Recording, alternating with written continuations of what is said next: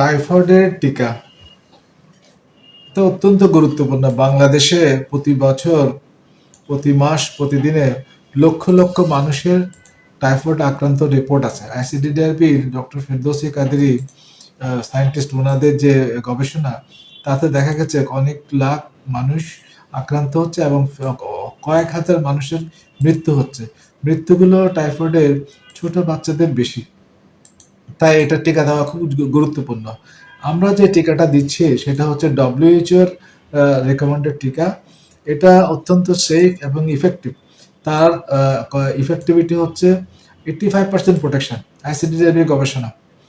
So এটা important বিষয় যে আপনি সব বাচ্চাকে টিকা দিবেন। 9 মাস থেকে সব বয়সী বাচ্চাদের টিকা দিবেন। 15 বছর কিংবা যে বড় এবং অ্যাডাল্টও দেওয়া যাবে। তাই যাদেরকে দেয় সবাইকে দিবেন। এবং এইটা ছাড়া এটা দিলে কার্যকারিতা কতখানি? গ্লোবাল রিপোর্ট হচ্ছে 80% প্রোটেকশন ফর 2 থেকে 3 বছর এবং 70% প্রোটেকশন 3 বছরের অ্যারাউন্ড। অর্থাৎ বিশাল বিষয়। সো হাজার হাজার যে মৃত্যু, লক্ষ লক্ষ যে আক্রান্ত, তার থেকে একটা সামান্য একটা ইনজেকশনে যদি হয়, এই প্রতিরোধ হয়, তাহলে এটা অবশ্যই নেওয়া উচিত। ভ্যাকসিনের তেমন কোনো সাইড এফেক্ট না থাকার মতো কিছু নাই, যেগুলো একটুখানি ব্যথা ট্যাথা এগুলো কিছু নয়, তেমন সিগনিফিকেন্ট কোনো সাইড এফেক্ট নেই। আরো 2টা টাইফয়েড টিকা আছে, এগুলো আমেরিকাতে অ্যাপ্রুভড। একটা হচ্ছে যে টাইফয়েড, আমি যেটা বলছিলাম একটু আগে, সেটা হচ্ছে কনজুগেটেড ভ্যাকসিন অ্যাগেনস্ট দি বিআই ক্যাপসুলার অ্যান্টিজেন্স। আর আনকনজুগেটেড ভ্যাকসিন অ্যাগেনস্ট দি ভি1 ক্যাপসুলার পলিস্যাকারাইড, যেটা আমরা বলছি, সেটা 2 বছরের উপরে বাচ্চাদের দেয়। সেটা ওরা দিচ্ছে কাদেরকে?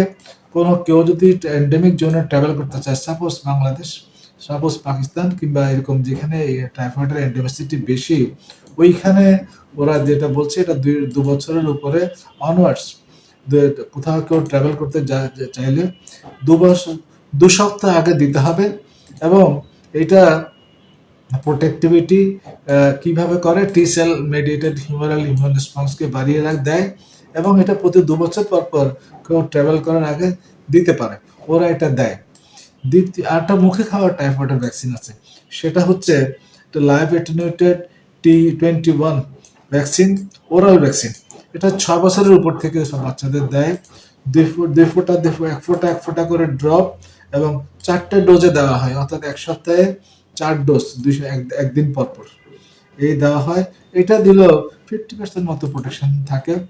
কেউ যদি এন্ডেমিক জন্য ট্রাভেল করতে চায়, তাহলে ওরা এটা সাজেস্ট করে এবং অনেকে দেয় আসলে। এবং প্রতি 5 বছর পর পর এটা দিতে হয়, অর্থাৎ 5 বছর পর্যন্ত কার্যকারিতা থাকে। অর্থাৎ আমি যেটা বলতে চাচ্ছি সেটা হচ্ছে টাইফয়েডের টিকা দিলে বাচ্চাদের আক্রান্ত হবে না, বড়রাও আক্রান্ত হবে না। এই যে জটিলতা আছে, এই যে মৃত্যু আছে, সেগুলো ঝুঁকি কিংবা সম্ভাবনা অনেকটাই কম, না থাকার মতো। প্রায় 80% প্রোটেকশন, এটা অনেক বড় ফিগার। 20% মানুষের প্রোটেকশনের বাইরে, তাহলে এটা সবাই দিবেন।